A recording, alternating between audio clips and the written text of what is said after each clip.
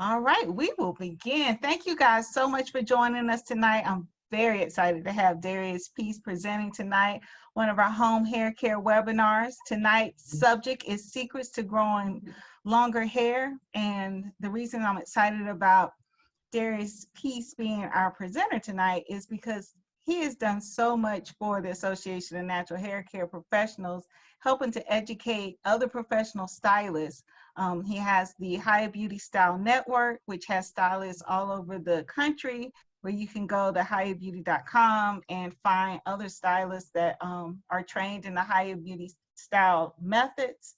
And again, he has done so much for our organization as far as doing our professional webinars and being a major part of our annual conference as well. So Darrius, thank you so much for joining us tonight. And I look forward to learning some secrets myself. So thank you. Well, you are very welcome. Thank you so much for always having me. It's I love the Association of Natural Hair Care Professionals.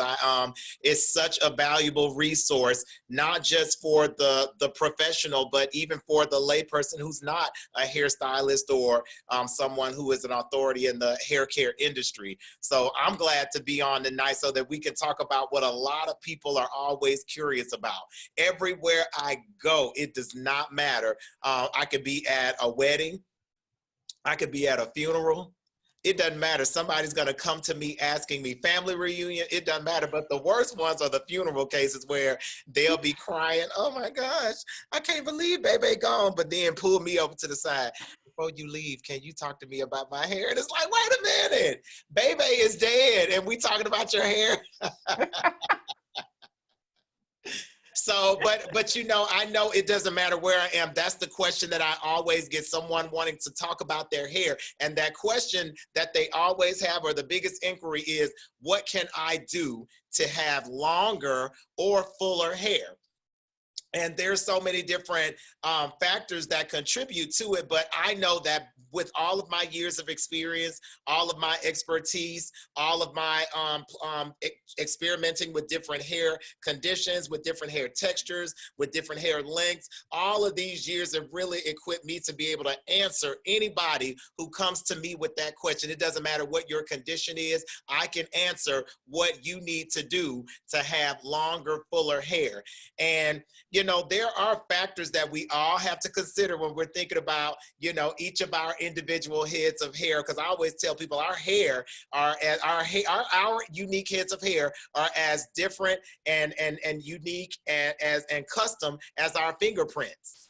And so that's one of the things that we have to recognize. And so we were talking about this before we started the thing, but I love working in acronyms. Acronyms are very easy for people to remember information, to retain information, and to apply information. So the acronym that we're going to use for today's presentation is growth, because that's the topic at hand. And so now, because growth is a word that if that's a word that's almost in everybody who has hair on their head vocabulary, growth. You know, so it's not going to be hard to remember, you know, when I give you all of these different steps, you know, the acronym growth. And so this growth right here is going to be, this growth acronym is going to be an excellent way for us to have some practical fundamentals for best addressing and treating our individual heads of hair. So let's move on to the first slide in the presentation, which is, the first letter is G, genetics. So I got a lot of people, like, they always ask the question, what can I do to get my hair to grow? Well, genetics plays a big role in that. If you come from a long line of people who have long, full, lush, cascading hair that runs down their back, then it is likely that you will have that, or you have the potential to have this long, unlocked, loose hair, you know, that's cascading, you know, down your back. But if you come from a long line of bald head, you know what I'm saying, ain't nobody got no hair, you know, your mama didn't have no hair, your grandmama didn't have no hair, didn't nobody have no hair, then it is less likely that you're gonna have this long flowing cascading hair. And them not having any hair is not a bad thing. That just means that my custom gifted genetics did not involve me having this long cascading hair. Somebody has to have that hair that reaches towards the sun. Somebody's got to have those petals. And so it's all about how you perceive it. But your genetics plays a large role in whether you're going to have this long, full cascading hair or whether you're going to have this ascending hair that's facing or reaching towards the sun. So genetics plays that. You know, your hair will reflect what is common in your family line. Again, you can look at your mom's side, you can look at your dad's side. If you see that there is long, short, medium, curly, straight, red, brown, it doesn't matter. That is what's going to determine the head of hair that you have on your head. So, and I said likely. I didn't say that if you come from a long line of people with long hair that you're going to have long hair. You're more likely. If you're coming from a long line of people who have short hair, you're more likely to have short hair. So that doesn't mean that it's impossible for you to have either or. It just means that you're less or more likely to have one depending on what your genetic gene pool is.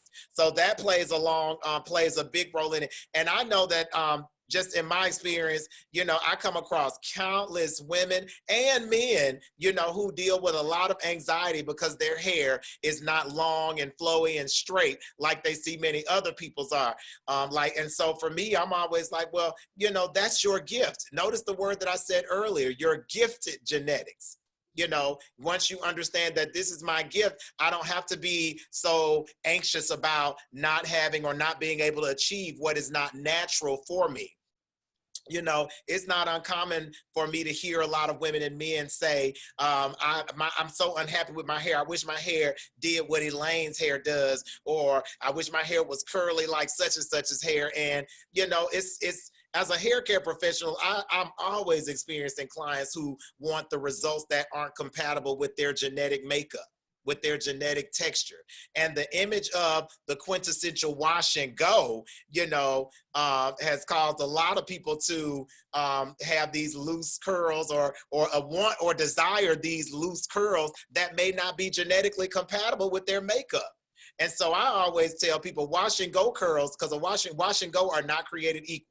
Your wash and go is going to be custom for whatever your genetic makeup is. That means that if your curls are tight, then your wash and go is going to showcase tight curls, and you want to make sure that you showcase an exaggeration of those tight curls, not try to manipulate your tight curls into being loose curls and compromise your texture of hair, or compromise your condition of hair, or compromise your length of hair, or compromise your genetic identity because you're trying to achieve something that is not natural for you.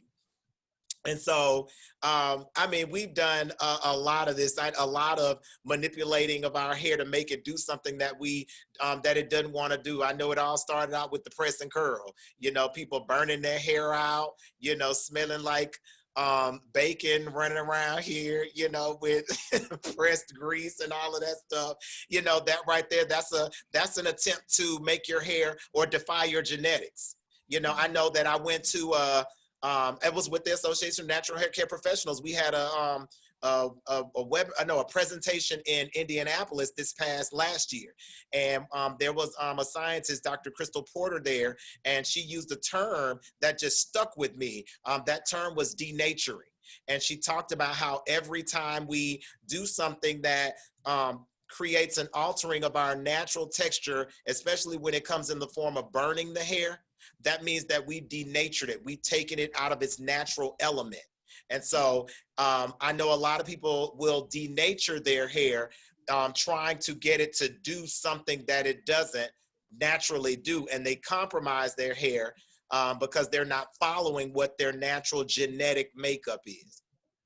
So all that to say, genetics plays a large role in that. And it's so interesting because when I do this presentation right here, a lot of people, you know, are thinking that I'm going to come and teach about this long line of products that they can use to grow their hair. But what we have to remember and always be mindful of, and I am going to mention products, but that's not what this entire presentation is about. Because normally when someone is talking to you about what to do to grow longer hair, it's usually a promotion for a certain product.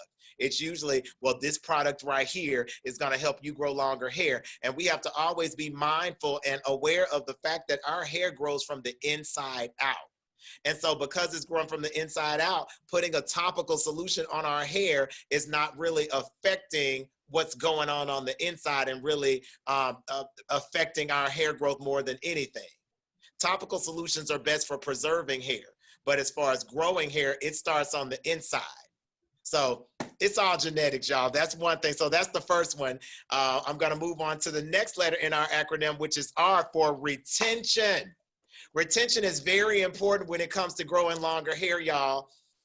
In most cases, we have to always realize that the hair is always growing. In most cases, not every case, but in most cases, the hair is always growing. What we have to do, especially in the case of achieving longer and fuller hair, is preserve and retain what is growing.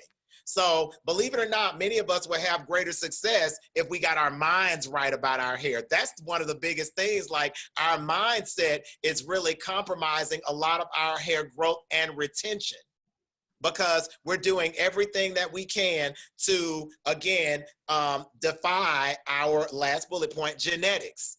You know, and every time we do something to denature our hair, it affects our ability to retain our hair.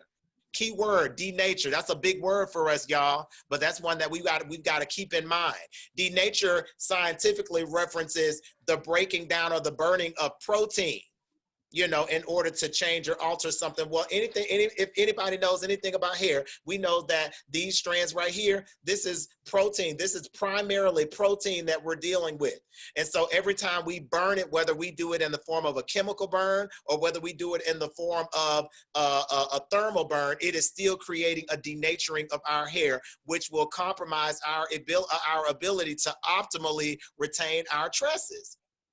So retention is a really big word in this case. And, you know, once we accept, you know, our purposed beauty, our individually custom purpose beauty, you know, our DNA blueprint, we would not struggle with the makeup of our hair. Once we accept it, like, you know what, so what, my hair doesn't cascade down my shoulders. It's my hair. It's my gift. You know, maybe my hair is to showcase a true crown. Because I know when we think about, you know, I know a lot of women have heard in their lives, and it really created an unnecessary bondage for a lot of them. A woman's hair is her crown and glory. And a lot of people hear it wrong. They think that it's crowned and glory. And it's like, no, no, no. A woman's hair, biblically speaking, is referenced as her crowning glory. Well, when I think about a crown, you know, most of the showcases that we see of a crown, they ascend and they stand upwards. Well, the only people on the face of the earth who are really able to showcase a crowning glory are Black people and those people who have a dominant showcase of Afro texture hair. So if you see a lot of, and it's the Afro that showcases a true crowning glory. So I say that if you are someone who does not have this cascading flowing hair, be grateful that you are truly showcasing that crowning glory that is referenced in the Bible. Because other than that, you know, all the other showcases of hair veil the face. They don't crown. There's a difference between crowning and veiling. When your hair is cascading, like, you know, my hair and like Elaine's hair is, we've chosen to lock our hair, which is put it in a different place. And we can have it to crown if we unlock. It's a lot of work. Yeah, it's a lot of work. But, you know, and naturally unlocked, our hair would crown. But now that we've decided to lock our hair, it's now cascading and veiling, you know, down our faces, or veiling our faces. So that's the thing. And so when you change your perspective of what your hair is doing and how you see it, that will help to contribute to your ability to retain it. We have to accept it. And so, you know, I talked about the denaturing process, and that's something that we have to really recognize, how anytime we do anything like that to our hair, it really does affect its ability to be retained. Now, I know back in the day when a lot of women were doing press and curls back in the day, although they were denaturing their hair in doing it, because they used a lot of grease and pomade to preserve that style, they were still able to retain growth and length.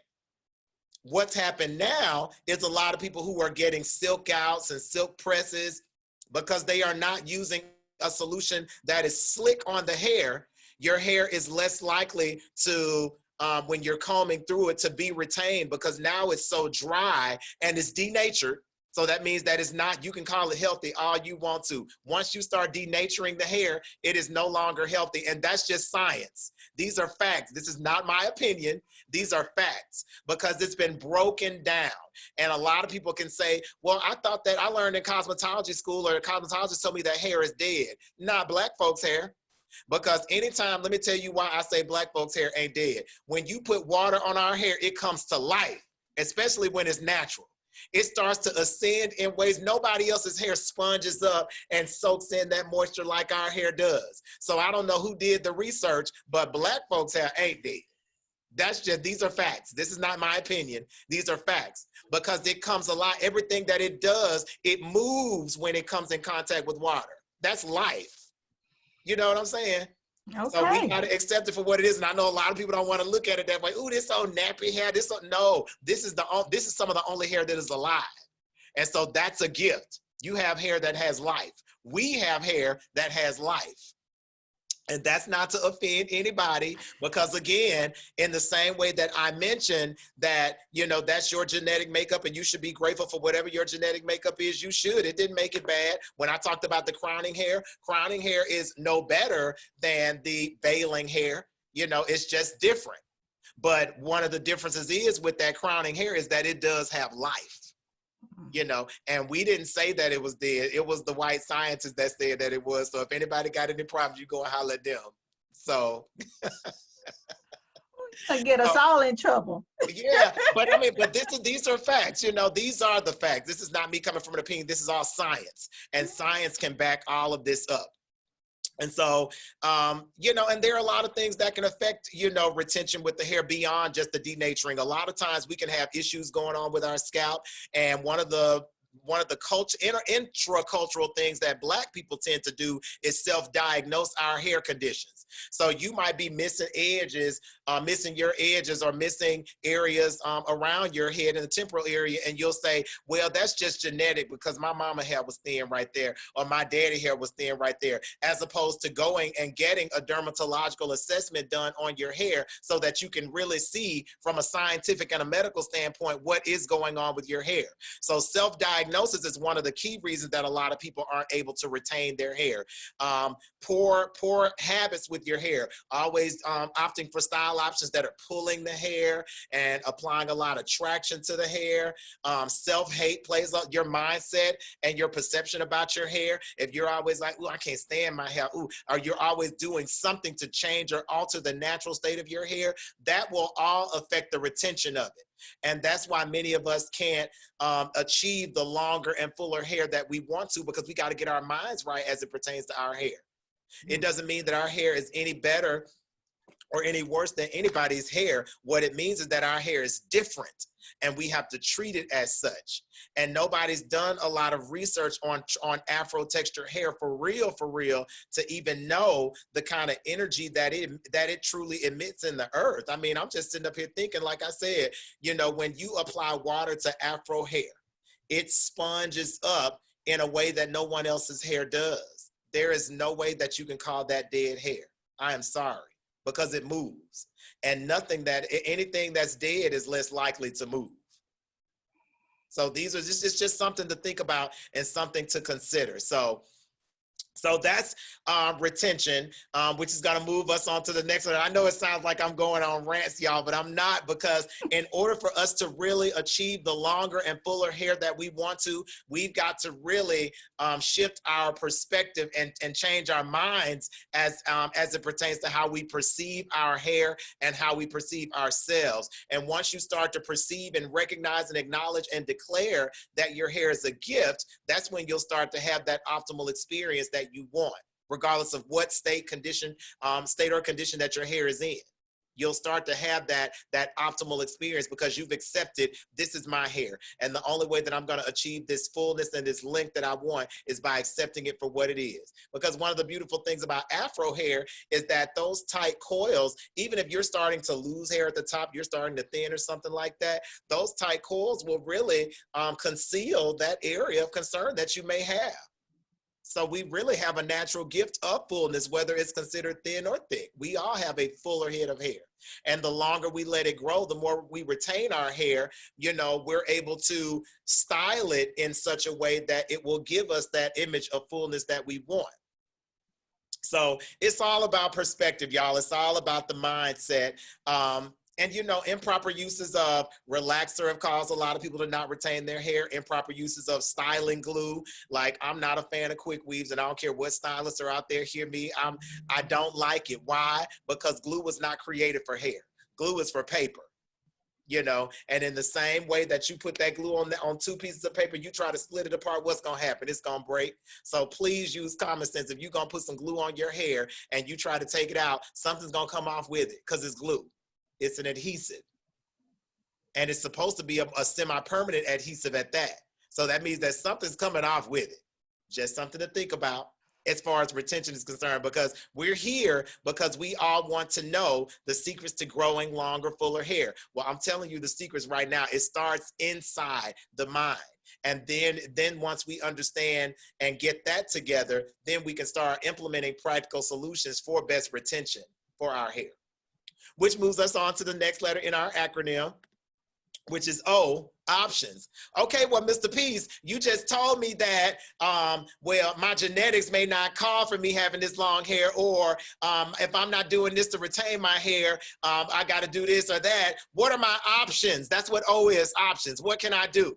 You know, and so I always think that especially for people with Afro texture hair, and I can talk about Afro texture hair because this is presented by the Association of Natural Hair Care Professionals. So my specialty is natural hair. So I'm gonna always make natural hair my first priority, and then everything else follows that. So it doesn't dismiss anybody, but I got to start with my core, and my core, which is natural hair. So style options like curls, twists, coils, locks, those are all great style options to best retain your hair, especially if you're dealing with a natural organic texture and you want to achieve longer, fuller hair. Locks, you know, the thing that I love about locks is that if a person decides to lock their hair, because I always think that locks are the optimal solution for Black women, especially Black women who are always saying, I want longer, fuller hair. I want my hair to grow long. I want to be able to do this. And I want my hair to be easy and convenient and all that stuff. The thing that makes locks the quintessential option for hairstyling on Black women, to me, is that if your concern is always growth and length and retention, then this is the ultimate style option. Why? Because you're not losing any hair. You will rarely find someone with locks who's saying my hair is shedding. Because the thing about locks, whatever hair is going to shed is going to preserve itself into that lock. And so that means that all of the hair that you're growing is retained in that lock. And that's why so many people with locks are able to achieve those cascading lengths that people with loose hair, loose tight Afro texture hair are less likely to experience. And so I'm a fan, and this is not to encourage y'all and say, or think that y'all go lock your hair. I am an advocate and a fan of locks. However, everybody doesn't want to lock. But I'm just saying that the optimal way, the most ideal way, the quintessential way to achieve that long, cascading, flowing, easygoing hair that most Black women say they want is by locking the hair, because you don't lose it. And the magical thing about locks is if you do lose a lock, you can reattach that same lock right back onto your head. If it breaks off, you can put it right back on like nothing ever happened. Your hair, that's a gift. And that's what I love about locks. But however, you know, if you're someone who is not interested in locking, you know, the curls, the twists, the coils, those are all great options because you're doing less manipulation to your hair. You know, the less you're having to do to your hair, the more likely you are to retain the hair that is growing. And so I always hear a lot of people say, well, my hair grows when I use protective styles like braids and, you know, crochets and stuff like that. And I'm like, you know, I don't like to call them protective styles. And this is why. There have been a lot of situations where people have gotten braids in which their hair has not been protected. You know what I'm saying? And we got to call a spade a spade. If you have lost edges, and you have lost your crown to braids, that means that style did not protect your hair. If you're someone who has gotten a sew-in weave because they consider that to be a protective style too. And I'm not anti-braids or anti-weave by any means. I do plenty weaves, but I got a good friend that always lets people know your weaver before you get your weave done, because you want to make sure that you're working with somebody who does have every effort and their practices lined up with best preserving your hair. Know your weaver. Know your weaver, and making sure that, you know, but our weaves have not been protecting, because a lot of people have lost a lot of hair by, you know, from the traction of different weaves and even crochet braids and wigs and all these styles. You know, they call them protective, but they don't always protect you. So I don't like to call them protective styles. I'd rather say that those styles, in many cases, when done right, can be referenced as preservation styles. So let's change our vocabulary to what's more accurate for what we want and what's happening. Preservation as opposed to protection. We can't call these braids that, because I know too many people who have lost edges and lost hair to a lot of these traction styles that just really apply a lot of traction to the hair. So my personal rule of thumb when it comes to options for the hair is follow the hair. Follow your hair. Meaning, if you have a tight curl pattern, then you want to opt for style options that are going to enhance or really follow that texture. So an example would be if you went and got your hair straightened and now you running and treating water like it's kryptonite. You just like, oh my gosh, I don't want to get my hair wet because I'm scared that it's going to cause it to shrink up and revert back to what it is. So that means that you want to opt for styles that, in the case of them reverting, it's not so far away from what your natural texture is, that in the reverting process, it's still giving you a similar look, and it's probably giving you a more enhanced look than what you had. So that's what I mean by following the hair. If you're someone who is natural and opting for curly styles, don't go and choose the biggest rods in the basket and try to roll your hair with these big rods when you know that your natural curls are tight. Opt for the smaller curls so that as your hair reverts, it's more likely going to revert. It's going to have less room to revert all the way down, and it's going to still give you a nice, enhanced, exaggerated look on whatever your texture may be.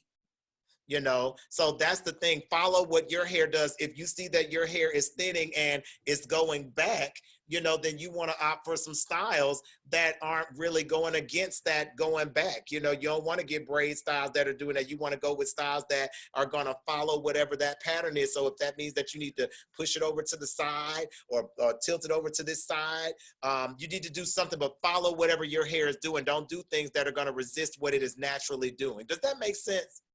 Yeah, I'm understanding. Yeah. If you guys understand, put a 1 in the comments. Let us know you're understanding what he's saying about not going against your hair.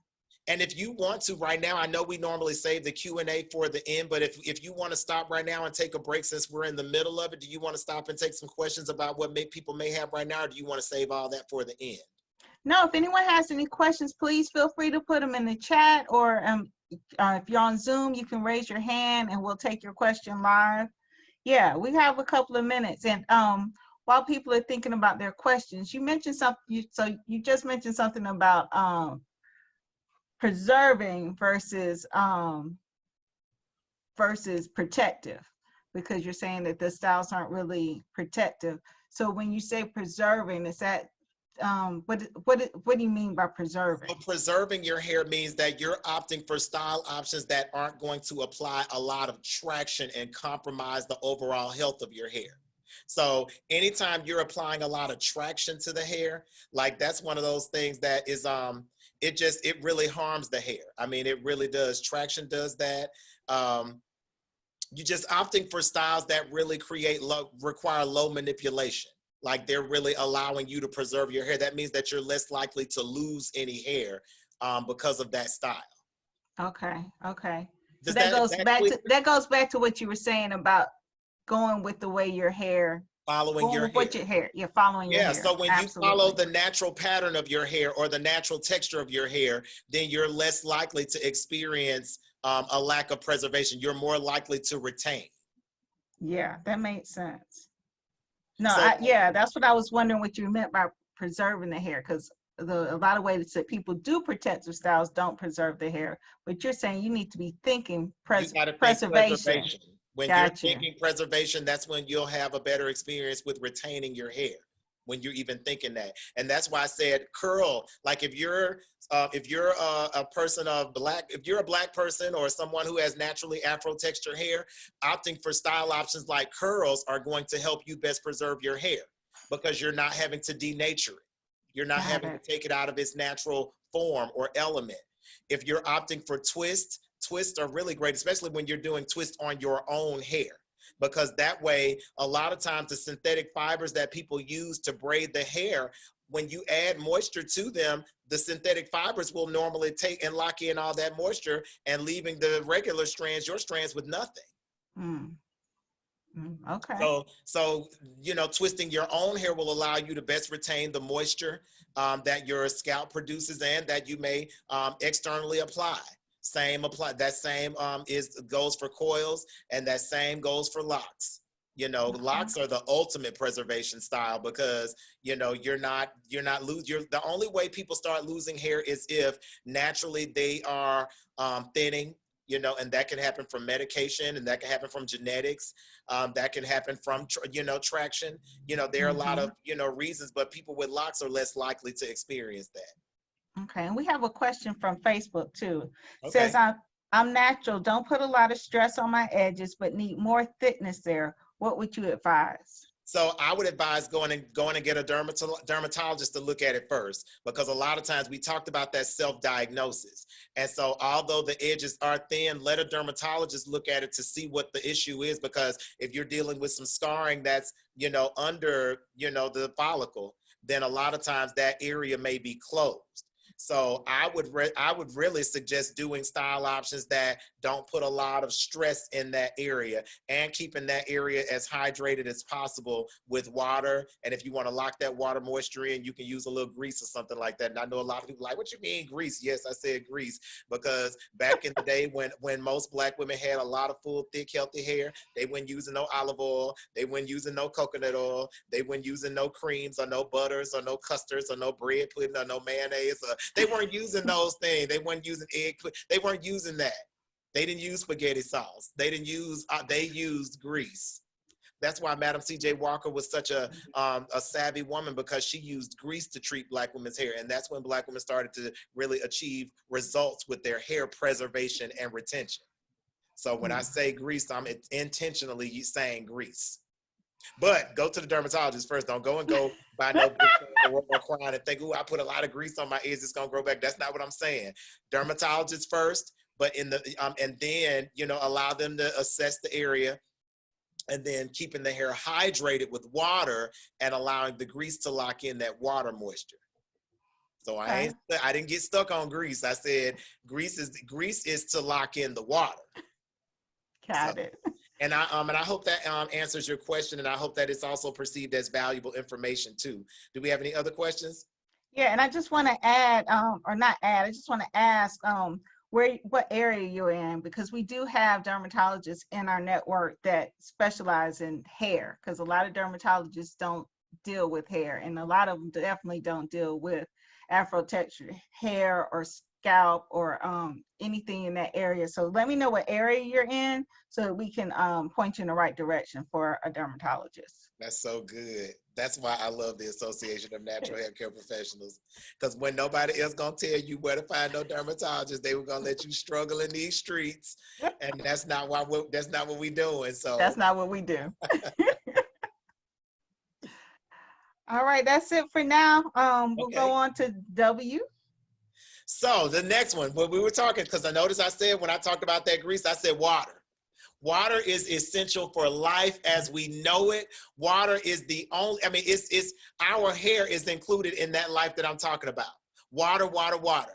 Just like all living things, the lack of water causes dehydration and a breakdown. So we have to have water. And the thing that's so interesting too is that I think about all the years that Black women have been running from water with their hair, when water is what it needs. I think about when we water, because we got all live plants in our salon, and even at home, we've got plants. We got so many plants at home, it makes no sense. But the thing is that you'll notice that if you have a plant where the leaves are long and droopy, once you put some water in that plant, it's gonna come to life and start standing and ascending. Who else's hair does that? Ours. Water is essential, and it's essential for all hair, don't get me wrong, but it's something special that happens with our hair when it comes in contact with water. And we run from that. We like, oh my gosh, it's been demonized, and propaganda has a way of making, things what they're not. And it's just really made our hair, it's made our hair a curse in our minds. And if anything, it is such a blessing, because it really is in every way mimicking the vegetation and the plants and the life that we see outside. It truly does. I mean, when you think about how it responds to water, how it responds to sunlight, and we run away from all those things. We trying to get away from everything that fortifies every part of us. We scared to go outside because we scared we're gonna get darker. Like, oh my God, I don't want to get black, because that's what we hear people say. Or you don't want any water to touch your hair because you're scared it's gonna shrink up and start standing and pointing towards the sun. It's like you forgot that you were a rose because you were out here trying to be a tulip. You see what I'm saying?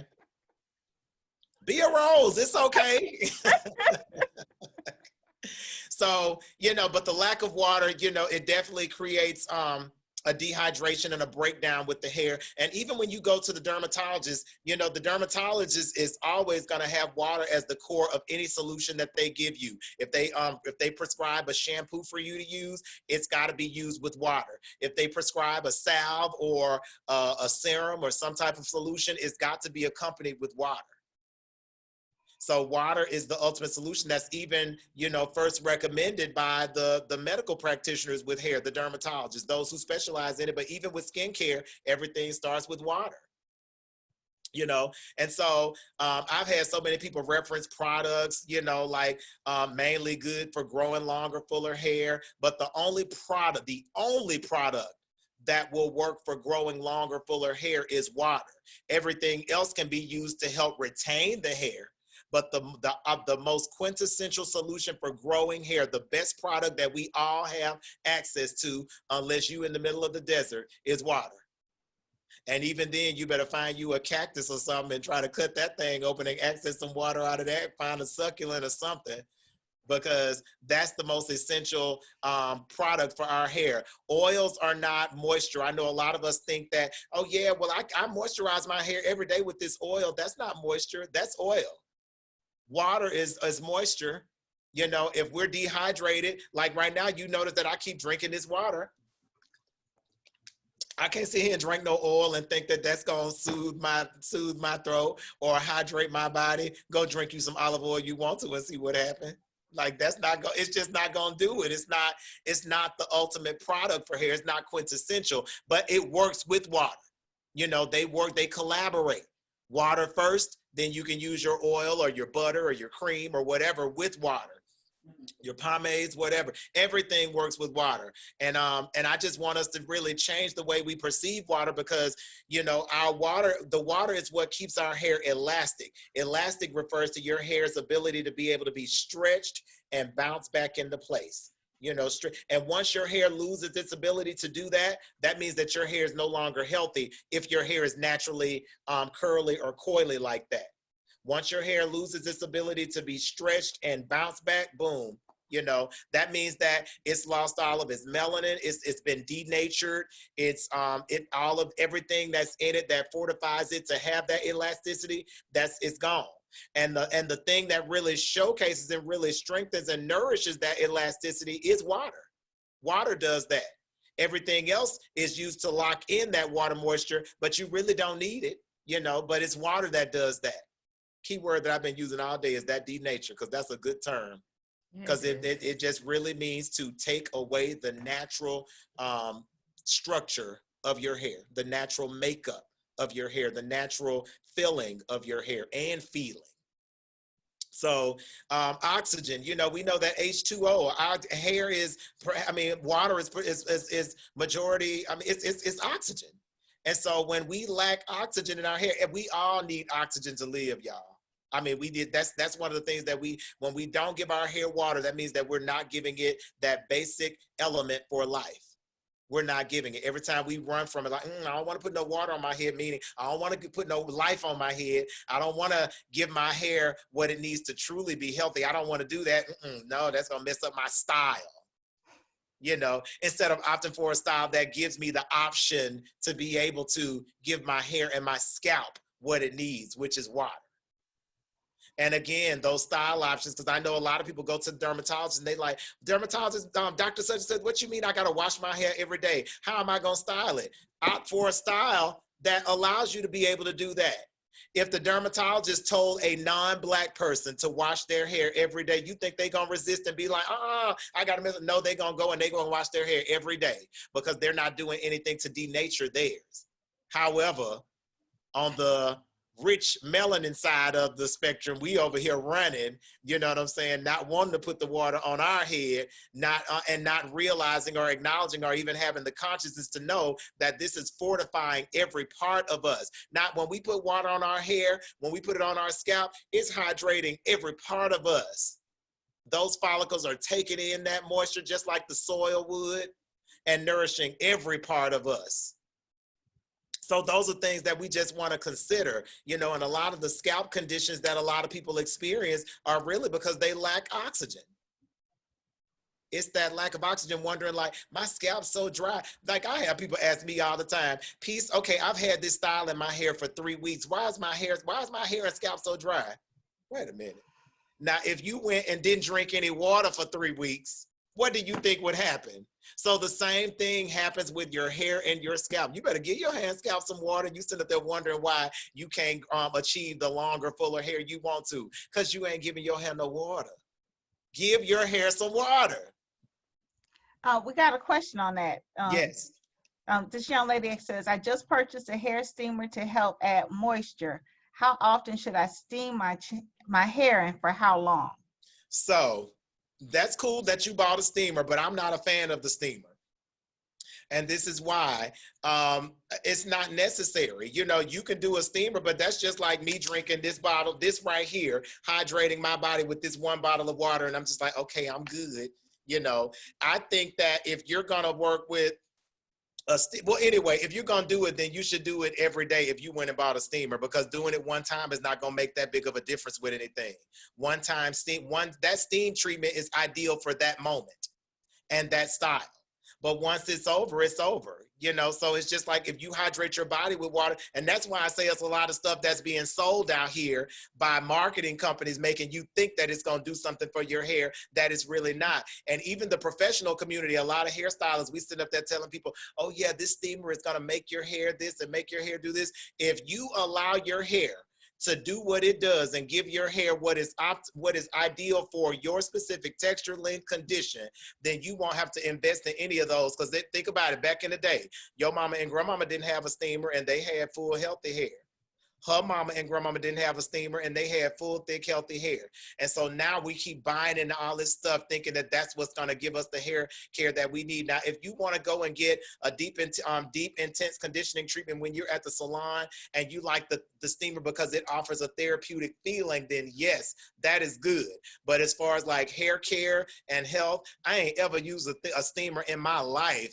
And my hair is always been full, it's always been thick. I'm sure Elaine is not at home sitting under a steamer. Maybe I'm wrong. Are you sitting under a steamer? I'm just curious. No. Okay. I use a steamer occasionally, but that's only at the salon. Yeah, at the salon, because that's the place for it. And so I'm not an advocate of the steamer, and I don't think that the steamer is going to give you this optimal hydration that you need. And why? Because the kind of hydration that we need would need to be in this form right here. That means that you got to give your hair daily hydration. And so this right here, when I squirt that on my hair, it's giving my hair the moisture that it needs right there, not a one-time treatment. This is an all-the-time treatment. Because as a woman, depending on what your style option is, if you think that your hair or your scalp is dry, then you can get your spray bottle with water and go on ahead and give your water what it needs in that moment, not that one-time steam treatment, unless you're going to do it every day. And who really has the time to do that every day? Okay, we got someone here. It says they have 4BC hair and washing their hair every day is not realistic. Pause. That's coming from a YouTube mindset. I am your natural hair expert. That is practical. I wear locks, and even before I wore my locks, most of the guys, men been natural way before a lot of women been natural, and most men wash their hair every single day. When they get in the shower, we wash our hair. When we have locks, we can wash our hair every single day. And when you say 4B, 4C hair can't be washed every day, that's a way of demonizing 4C, 4-3, 4B hair and all of that. It's just like our hair can't do that. Our hair, I just said, our hair responds to moisture and water like no other hair does. So that means that we have to opt for the style options that are going to be compatible with us giving our hair water every day. And that comes in the form of double strand twist. That's one style that you can use that's going to help you to give your hair water every day. If you wore your hair in its organic texture, you can give it water every day. If you manipulated it into curls and finger coils and stuff like that, you can give your hair water every single day. And even if you don't want to compromise your style, at least your scalp can be treated with that water every day. And this is coming from somebody who knows natural hair. I know natural hair. I have studied natural hair for over 20 years, every length, every texture, every condition. And this is only to help elevate your mind, because when you say that's not practical for 4C, 4B hair, that's not true. That means that your mindset has to shift and you have to do more experimenting with your hair. If I'm telling you, you need water for life, and you're saying that that's not practical, that's like you also saying, well, it's not really practical for me to drink my water every day, so I'm gonna just drink this Coke and drink this Kool-Aid and drink this coffee and drink all of this other stuff, when optimally, to give you the best life experience, is this right here, water. So just to answer your question, your hair is compatible with a daily water treatment. You just have to go with those style options that are more compatible with that. And I gave you options just now. I gave you double strand twists are great for daily hydration. Finger coils are great for daily hydration. Organic textures are great for hydration. I know you probably thinking, well, my twist out is not gonna hold. Well, that means that you may have to twist your hair out every night.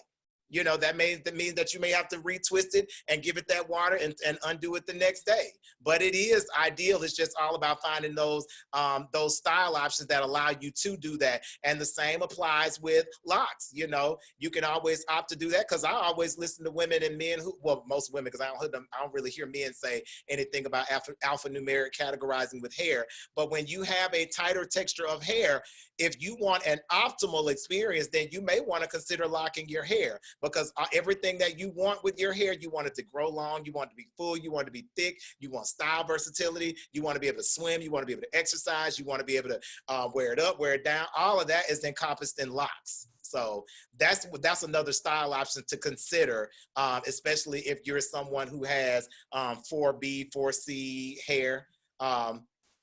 So, and I don't want you to think that I'm attacking with that, but because I know my stuff and I know what I'm talking about, I know that water is essential for hair. And the reason that a lot of Black women are struggling with their hair is because of what was just stated. That's not practical. And that is very practical, and it's essential. It's necessary. So. Okay, someone brought up something that I was thinking of also. With the water. So this young lady says, I have lots. I use rose water for hydration and styling.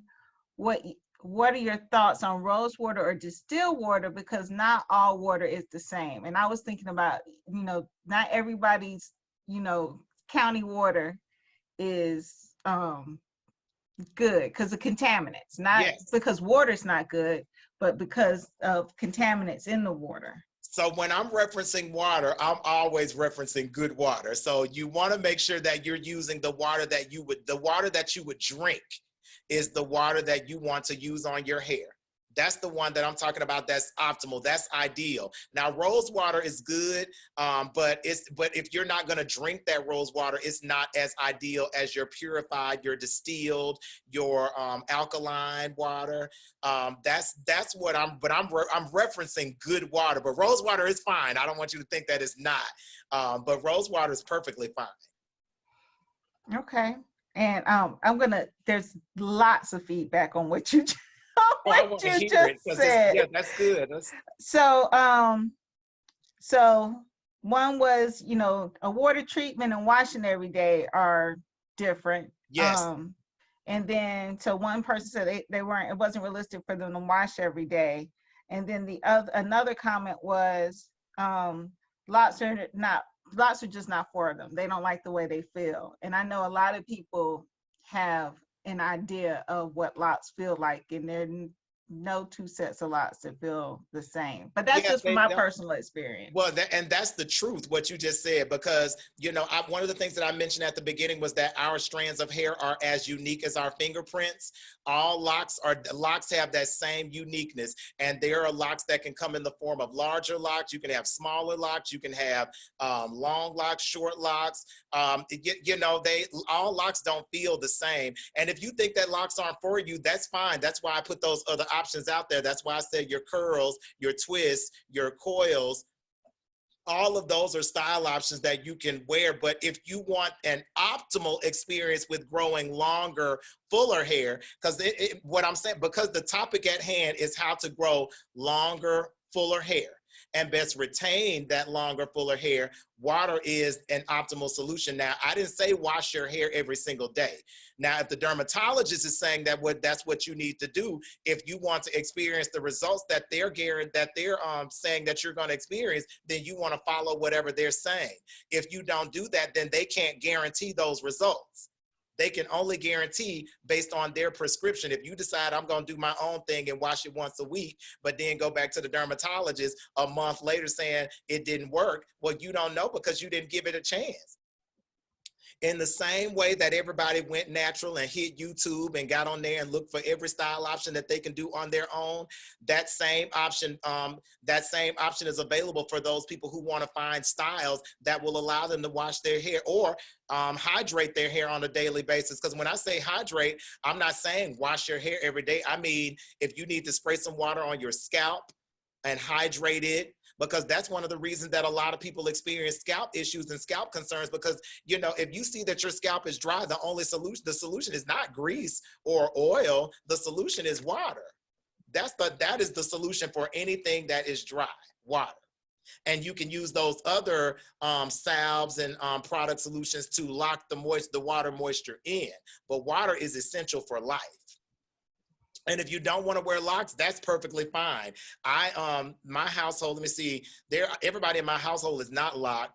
And as a hairstylist, the style options that I offer as a hairstylist go far beyond locks. I mean, I do a lot of locks and I choose to wear locks, but we do a lot of style options, and the majority of my guests who come here to the salon don't have locks, but all of them follow my instructions when it comes to this water application to the scalp and to the hair. And we always opt for style options that will give them the opportunity to do that. And that's why they have so much success with their hair, because they're not resisting the water.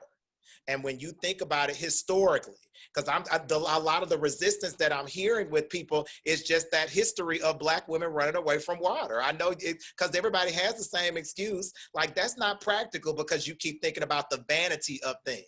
You know, oh, my style option is not going to work. But when you start thinking about the health of your hair and the health of your body and the fortitude thereof, that's when you'll start to realize, okay, yeah, I may need to rethink this water thing because it is essential. So we'll save the rest of the questions for afterwards, because I know we got to get to the next one, which goes back to this right here, traction. That's the letter T, traction, y'all. Traction and technique are very important factors to consider when growing longer, fuller hair. Now, a lot of the style options that many people use or implement on their hair, just have so much traction. And I'm gonna get on locks for a minute because I know a lot of people are thinking he's trying to get us to lock our hair. And although I think that is the optimal solution for a lot of Black women, there are a lot of people out there who are really dogging their locks out. I see so many people with locks who just have so much traction on their edges. I mean, like they get it twisted and then they get it pulled pulled up into this real tight, elaborate style that's just like, oh my gosh, the traction, you know, and you can see bumps on the head when you do those kind of styles, braids, even relaxer and heat treatments, you know, when you pull them back, because I know a lot of people are wearing these ponytail styles, you just see the traction. And traction styles are one of the main reasons that a lot of people are not able to achieve the longer and the fuller hair they want to. Now, that doesn't mean that you can't pull your hair back or that you can't pull it up or do any of those. We could do all those things, but it's the measures in which we do it that causes the compromise. So let's talk about edge control for a minute. Like a lot of people who using like all the heavy edge controls, like that applies so much traction to the hair. And I know they don't think that it does, but right now in your younger years, you're okay. You can see like, oh, it's okay, but turn 40 and see what happens. Because your body is already going to go through so many changes. So you're not going to be able to do all that stuff at 40. And then it's all of those attempts to make yourself look as non-Black as possible, you know, that's causing the traction and causing the hair loss and causing the stunted growth and causing the development. And please don't get me, I understand that this is a very hard pill to swallow, because this presentation is all about secrets to growing longer hair. And I prefaced it by saying that we got to change our mindsets. Because if what you were already doing was working, then you can keep doing what you're doing. But if you still haven't achieved that long hair that you've always wanted, then you might want to try something different. You may want to consider shifting your mindset so that you can start implementing those practices that will help you to best preserve and retain the hair that you have on your head. I talk about edge control because most of the time when people are going real hard with the edge control, it's because they're trying to achieve that same Puerto Rican baby hair look. They're trying to achieve that same Brazilian woman look. And it's not saying that Black people don't have baby hair, but if your hair doesn't naturally do that, just naturally, and the amount of stress that you put on, because if you're going to do it in such a way in which you mimic what your hair naturally does. It's when you trying to stretch it and make it do something that's totally different. And you see people do it all the time. Like, I'm just stretching it and doing this, and I'm putting more on and doing this and doing that. And next thing you know, I'm wondering why my edges aren't really growing like the rest of my hair. You know, it's because of all the traction. So, you know, if you're going to do it, just be careful with the way you use your edge controls. And you want to make sure that you rinse that out daily, because those edge controls have so much alcohol in them, and alcohol dehydrates, it dries out. And so it will dehydrate those edges and have you wondering like, my edges ain't really growing. But because we're so focused on the style that we don't pay attention to that, or because it's the ongoing trend. And don't get me wrong, I think baby hair cute, I like it, you know what I'm saying? But it's the way that it has to be done in order to not create traction and stunt the growth and preservation of your hair. We talked about tight braids. I know a lot of people are always like, I'm gonna go get my hair braided, but know your braider and make sure that in you trying to achieve what we call a natural hairstyle or an Afrocentric style, if your braids are stretching your roots in such a way that you don't even look Black no more, then that means that that's a traction style, and that's not gonna really optimally protect your hair and preserve your hair and protect your edges. Like, and it's not even just the edge area, it's the overall perimeter. Because I know a lot of people, and it may be many people watching this broadcast, who have lost hair to improper braid treatments, who have lost hair to improper ponytail treatments, who have lost hair to improper heat treatments, and who've lost hair to improper relaxer treatments. Because I'm not anti any of those things. Notice the word that I said that I'm using is improper. Because when it's done properly, then you're less likely to have any of those negative experiences. But it's when people start to go to those people who are not really thinking about the care of your identity and the care of your hair and following what it naturally does, that's when you start experiencing those problems. And that's when you're less likely to experience that growth and retention. And that leads us to talking about alopecia, because traction, you know, especially there's a form of alopecia that's called traction alopecia. And traction alopecia occurs when you start to implement those braid treatments and those weave treatments and those pulling treatments on your hair that creates a permanent loss. And a lot of people will not experience a regrowth in that area because of a scarring under the tissues of your under your follicles, and those is a scar, just scar tissue there, in which hair can't grow past that scar tissue. So it just creates just a death right there. So there's that. I want to talk about alopecia. Beyond that, there's one of the most common forms of alopecia that a lot of Black women experience is called CCCA. CCCA is central centrifugal cicatricial alopecia. Central refers to the center area of your head. The centrifugal centrifugal refers to something that spreads outward. So that means that alopecia that is occurring is centrally located. It's centrifugal in the way that it's spreading, which is outward. Central centrifugal cicatricial refers to scarring. So that means that there's some scarring that took place under the dermis. And then, you know, the alopecia refers to the hair loss. Those are things that we have to be mindful of when we're getting these styles right here. And that's why I'm such a big advocate of not self-diagnosing your condition. Because if you don't know that you have CCCA, because that's something that can be treated in many cases by a dermatologist or a hair care, not a hair care, because your hairstylist can't treat it because they don't know. You got to go to the dermatologist for something like that. And in some cases, you may want to visit a trichologist. They take a more holistic approach. Either one is fine, but I would recommend doing both if you can, if you're dealing with that kind of loss. There's let me see, alopecia totalis refers to like small round patches, and I know this may seem like a lot, me going into detail about the alopecia like this, but I think that the more we know, the more we can grow in every way, and especially with our hair. But anyway, you know, alopecia totalis refers to small patches around the or throughout the head. Alopecia universalis refers to hair loss all over the body, which people experience that. There's areata, which is another, you know, unrecognized, like small spots of hair that are lost. Because sometimes you might wake up and realize, where did this spot come from? I don't see any hair on my pillow. I didn't see the hair go anywhere. Well, that's the areata, the alopecia areata. And then there's androgenic alopecia, which is the male pattern baldness that a lot of people see on men, and some women get that too. So, I mean, there's so many different cases of alopecia. Postpartum is a real common one. Like a lot of times when a woman has a baby, you know, she's thinking, oh, my hair grew so full, where your hair is less likely to shed when you're in gestation. But when you're postpartum, you know, once those hormones are starting to transition, that's when that hair, in many cases, you start to experience some hair loss, but the hair will come back, you know, once everything starts to stabilize in the body. And so that's going to take us, so I talked about tracks, and I want to go to our last letter in the acronym, which is H. Am I good on time and lane? Because I'm rushing at it because I don't want to. Oh no, we way past time. You're good. Okay. Gosh. So for all of y'all, it is past 8, but we are going to continue, and we're going to do a live Q&A. So Okay. the information is good, so we're just going to keep going. And is everybody staying on, or are people dropping off, or like are we? No, we have the same people. We still got a conversation. That's good. That's going good. on Facebook. That's so yeah, good. you're good. That's so good. So health.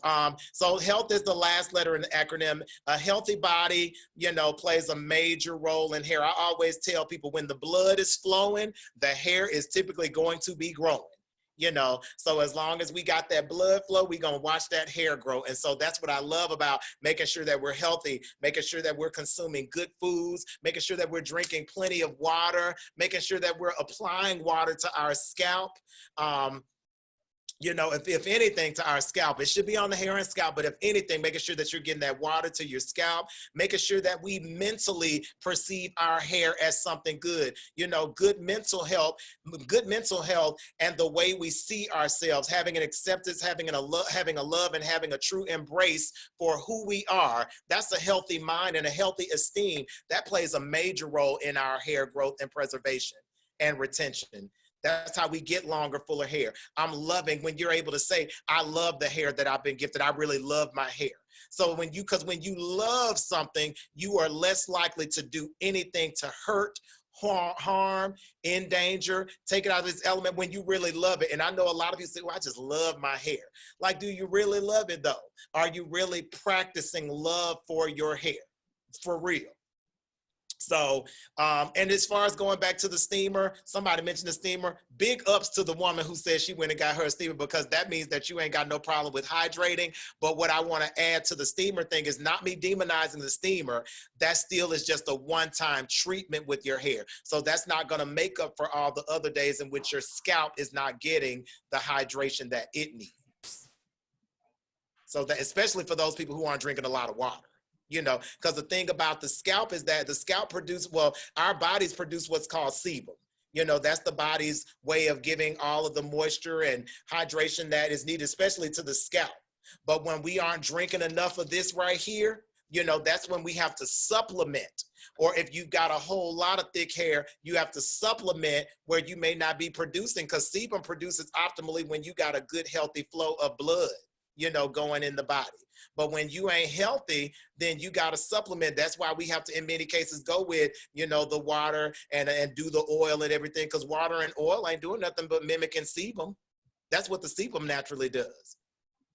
So, you know, the healthier we are, you know, the better the better off we'll be when it comes to retaining and preserving our hair. And so I just wanted to, you know, go into that. I want to go into the Q&A, but before we go into the Q&A, I want to talk about hair hacks. So we have a virtual workshop that we do called Hair Hacks. And so in that workshop, we give 15 different hair hacks that you can use for creating great styles, great at home products. Like, I mean, and these are the things that you can use that you already have in your home. So that means that I don't have to go out to the store and purchase something to create these hair hacks. I'm using everything that I already have at home. And it's a dynamic workshop.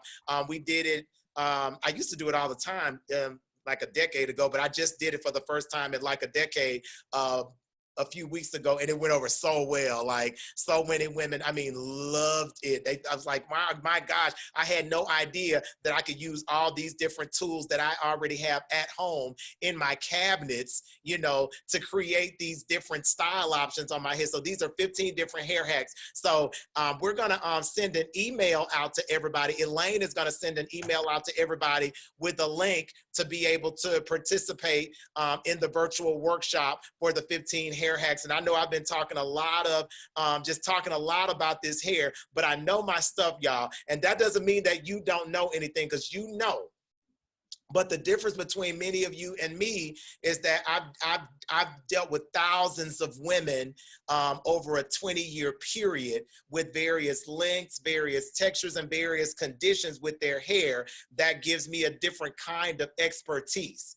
It's like somebody trying to go to the doctor, a pregnant woman saying, well, doctor, don't worry about it. I can do my own C-section. You know what I'm saying? And you can try it, but the doctor has so much more experience with doing the C-section, and you're less likely to die trying to do your own when you're dealing with the experts. And so, so I know I'm very passionate about that. It's because I know my stuff, but I also believe in you. But I have to think about things from a general perspective, because what works for one head, you may have become an expert at your head, which is great, because we all need to be experts at our own heads. But when we start to put out information and generalize it as going to, as this is going to work for everybody's head, that's not the case. And that's why the experts, you know, are able to come into play and give the information that I was able to give today. So I hope that it was perceived as valuable for everyone. And it was my pleasure to share this with y'all. And I definitely invite y'all to participate in our Hair Hacks workshop. And Elaine's gonna send out an email to everybody following this, maybe within the next few days, letting you know how you can purchase the Hair Hacks workshop. That's great. I do want to ask you, what we're looking at your screen right now, and I don't know how easy this will be for you to do. Do you have a, can you pull up either your website or your Instagram that has your some gallery of your work? Absolutely. Yeah. And the reason I'm asking that is because you've given a very natural, holistic view, and I want people to see how sleek and modern and nice the styles are. Yeah, so they don't think you just telling them to wake up and water their hair and run out the door. Exactly. And thinking that it's gonna be an ugly style once they put the water on there. So that's good. So let me do that. Let me share the screen and look that up right now. Actually, let me look it up first before I share the screen. Let me see if I want to pull up our website or if I want to pull up the Instagram. I think Instagram would be best. If y'all could follow my Instagram page, that would be great, at Hayah Beauty. That's HAYAH. Because I don't think I've ever pulled up Instagram from a laptop. Let me see if I can pull up my Instagram. You should be able to. And I'm gonna Let's put see. at Hayah Beauty. Oh, I did. It looks like it came right to it. So let's see. DJ Hayah. Okay, great. So There I'm we going to go. share the screen right now. And thank y'all so much for joining. I just love doing these presentations too. Let's see. Okay, so this is our Instagram page. And so these are some of our style options. And so you'll notice that right here, we've got, this is a showcase of locks. And these may not look like locks, but these are what we call piece locks. This is my signature method for styling locks right here. And it's just a gorgeous showcase of locks right there. And you'll notice that we've got those beautiful blonde, cool. Do me a favor and click on it. Oh, okay. All there right. you go. Yeah, thank you so much, Elaine. Look at me looking illiterate when it comes to this kind of stuff. But you can see that it doesn't look like your traditional lock, because again, locks can be as unique as our fingerprints. And you'll notice that we were able to create a beautiful curl texture on those locks. And she squirts her hair every day. That's my wife in that picture too. So I know she hydrating hers. So. And you can use the little arrow on the side, no, to your right, to the, depends on which way you want to go. Okay. Yep. Great. Okay. So this right here, these are double strand twists, and this is her hair.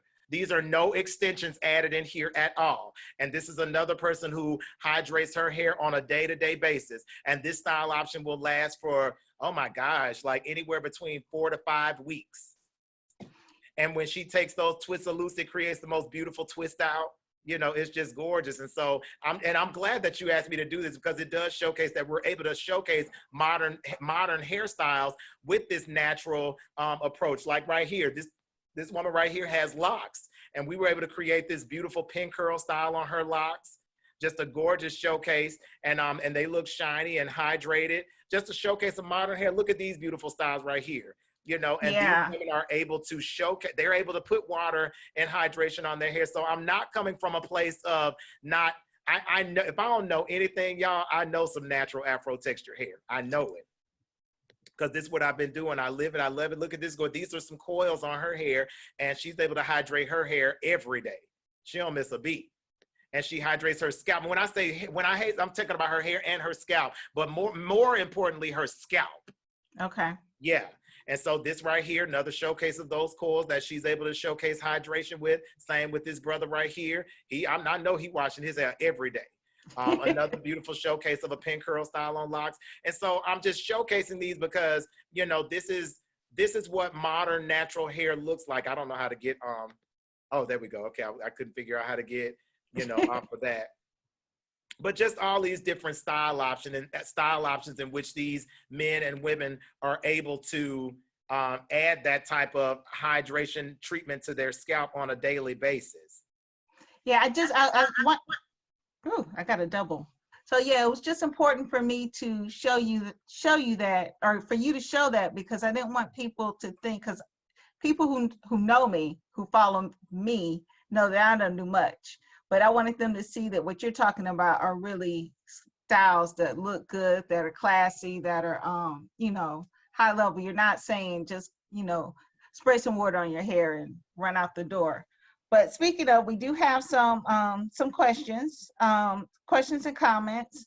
One person was just saying that it's hard to wash their hair or do their hair every day, especially if they're washing it every day, just because it takes so long. And I think you kind of stepped back and said you weren't necessarily recommending washing every day, but I'll let you answer that. Hydrate the skin. It's the scalp, because see, there are so many. I work closely with a lot of dermatologists and trichologists, and one of the most common occurrences that they experience is Black women and men coming into their practices with issues like seborrheic dermatitis, issues like fungal issues where the hair is not, but where it's coming from a buildup of product, or it's coming from a stress buildup. And a lot of times we'll look at our scalp and think, oh my gosh, this is dandruff, but it could be a fungal buildup that could be a result of stress. Now that don't mean that you nasty just because you're having a fungal buildup. That could mean that you're stressed out, that you're having an allergic reaction from something that you're eating, from something in the environment, from a detergent. It could be all kind of things, but these are common occurrences that the dermatologists deal with, and they could be remedied by women and men applying more moisture to their scalp. And if you could shampoo it more often, that would help too, to alleviate a lot of the concerns that a lot of people have when it comes to dry scalp issues. Yeah, that makes sense. Do we have, let me see if we have, I'm trying to go back through Facebook to make sure I didn't miss anything. I just sent you a link via email, Elaine. If you wanted to post that link, they could actually purchase the hair hacks now if they wanted to get it from that link. But I would really rather wait until you send that email out so that we can, let's wait, we'll send the email out and allow them to get it that way. So I sent it to you, but I don't want you to share it yet. We'll send it out maybe later on or tomorrow. Okay, we got, someone says, I wear twist outs. I can spray water. I wear twist outs. I can spray water on my scalp. Would you add anything? No, well, it depends. Sometimes, yes, because somebody mentioned that all water is not created the same, and that is true. But there are some things that you can do to purify and alkalize your water. So if you're in an area where your water is not the best water, it's harder, you can balance the pH of your water by putting a little lemon in your water. And I'm not talking about I'm talking about real lemon juice that you squeezed out of the lemon yourself. That will help to alkalize your water so that the water that you're applying to your hair and to your scalp, mainly your scalp, because the biggest focus right now is the scalp, but the water that you're applying to your scalp is really helping you to alleviate any concerns that you may have, just because it's helping to restore a balanced pH. Okay, and that's the same recommendation they give you for drinking water too, so that makes sense. Yeah. So squeezing a little lemon inside of your water would be that would be a good solution. I hope that this information that I'm sharing is perceived as valuable for everybody too. Yeah. Let's see, I'm making sure on Zoom. And if you all have any questions, if you all want to ask a question live, all you have to do is there's an icon on your page on Zoom, at the bottom of your page that says, that's if you're on a laptop. If you're on a phone, I'm not sure where it is, but there's a thing that says raise hand. And if you raise your hand, I can just, you can ask your question live. But we got Shelly. She said that the package that you're talking about, the hair hats, was great, and she highly recommends it. So so that's good. So thank you, Shelly. It was so fun. It was a really great, because we were able to give, and I said 15, but I threw a bonus in there at the end that was everything good in life, y'all. And so thank you, Shelly. The hair hacks really was so good. It was a really great presentation. I enjoyed doing it. And that's why I'm inviting everybody to be a part of that, because if you're at home, especially right now, a lot of people are still quarantined, but depending on where you are in the world, and it really, it could be really helpful for you to not have to go outside and get anything outside of what you may already have at home. And just to give you just an easier experience, and everything about those hair hacks lines up with everything that I shared in this Secrets to Growing Longer Hair presentation too, so. Excellent, excellent. I think we got some thank yous. Yes, and I think we have covered all the questions. If you all have a question that we didn't cover, you can. I'll give you a couple of minutes to type it into the chat, and I will make sure that we ask it. If I missed one along the way, I'm checking, scrolling through. And in the meantime, you didn't mention products, and you said you weren't really going to mention products, but are there any benefits? I know you said that products are mostly to preserve, but is there anything that you get, nutrients or anything from products, or are you just saying? Well, every product, because I'm not anti-product at all. That's not it. A lot of these hairstyles that you see on here are created by using product, but I use products that work well with water. I use Okay. products that I know that you can apply water to your scalp and it's not going to compromise that style. All of the styles that you see here, they get so much better as they get older because they get fuller. They just Yeah, take on a that more, it's big. just beautiful, but they still have this same showcase of texture and luster that you see showcase. None of these people right here, everybody here, that everybody's showcase has what we consider to be 4A, B, or C hair. Okay. Okay. This is what I deal with. Like this, most of the hair that I showcase is not going to be showcased, but we're able to manipulate style options on tight Afro hair that gives this look. Because I'm not real big on alphanumerical categories with hair, and mainly because as a hairstylist, it's nothing that I have to. And I can do all of these styles on any texture of hair. So I don't have to use alphanumeric categorizing for anybody's hair because all these style options will work on any hair. Okay. Well, thank you so much. Thank you for joining us tonight. Thank you for staying on extra to just share with us a little bit of extra information. And also, thank you for sharing your hacks. I will definitely get that email out, and I will provide some sort of link for those people who joined us on Facebook Live, and we'll get that out in the next couple of days so that they can get that information. But again, thank you so much. It was my pleasure. Yep, and I want all of y'all to have beautiful, healthy, long, full hair experiences, and that doesn't mean like, that's why I said longer and fuller hair. Because everybody may not want longer hair. They just may want it to be fuller. And some people may be in an optimal place with their hair. They may be like, I love my hair right where it is. And that's great. Because that's what I want for everybody. I want you to love your hair right where it is. And I want you to keep giving it so much. I want you to give it all the love that you can give, because many of us have been taught to not love our hair. And the easiest and best way for us to have the optimal experience that I'm talking about is by first truly loving, accepting, and embracing our hair as a gift that was customized for us. That's my closing statement. All right. Well, I'm going to let that be. You have a good night. Thank you.